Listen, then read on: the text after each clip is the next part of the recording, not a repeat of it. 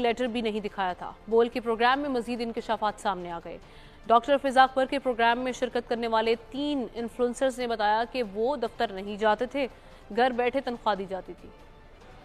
اس plate form کو بنانے کا مقصد نچلی سطح پر بیداری پھیلانے اور ریاست کے پیسے سے ریاست کے خلاف پروپیگنڈا۔ بول کے پروگرام میں مزید انکشافات سامنے آ گئے۔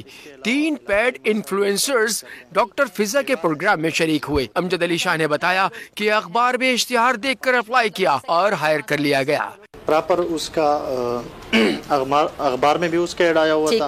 اس کے علاوہ ڈپٹی کمشنر آف بنو اس کے پیج سے اپلوڈ ہوا تھا، لنک بھی دیا ہوا تھا۔ اس میں کوالیفیکیشن جس طرح مانگے تھے تو اس پر الحمدللہ ہم جو ہے نا پورے اترے، اس لیے ہم سلیکٹ ہو گئے۔ نصیب یار اور عظمت چغرزئی نے کہا نیشنل بینک میں سرکاری تنخواہ آتی تھی، ٹاسک دی جاتے تھے جو پورا کرنا ہوتے تھے۔ روزانہ بنیاد پر ٹاسک دی جاتی تھی اور ہم اس کو کمپلیٹ کرتے تھے۔ اس میں پھر 2 میٹنگز پشاور میں ہوئے تھے۔ نیشنل بینک آف پاکستان میں ہمارے اکاؤنٹس کھولے گئے اور اس پہ منتھلی سیلری آتی تھی 25,000 کی۔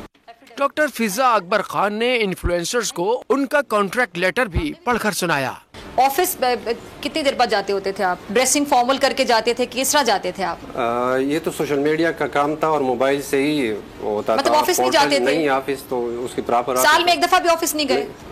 انفارمیشن ڈپارٹمنٹ ہم گئے تھے ایک لیکن آفس نہیں جاتے تھے، لیکن آفس تو اس کا تھا ہی نہیں۔ مطلب ہم تو نصیب آپ ٹائمنگز، آپ بھی آفس نہیں جاتے تھے، ٹائمنگ تو پھر فالو نہیں کرتے ہوں گے نا؟ ویسے تو آفس جیسا موبائل پر ہم ٹاسک جو تھا وہ کمپلیٹ کرتے تھے۔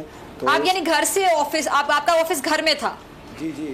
ڈاکٹر فضا نے انفلوئنسر سے حلف نامے سے متعلق پوچھا تو انہوں نے واضح کیا کہ ایسا کوئی پیپر ہی نہیں دیکھا، نہ ہی وہ کبھی دفتر گئے ہیں جو حلف نامہ انفلوئنسرز کے نام سے بنایا گیا۔ سوشل میڈیا ایکٹیوسٹ کو اسی کے خلاف ہی کام پر لگایا گیا تھا، یعنی ان کا کام ٹرول کرنا، ریاست کے خلاف پروپیگنڈا کرنا اور ایک سیاسی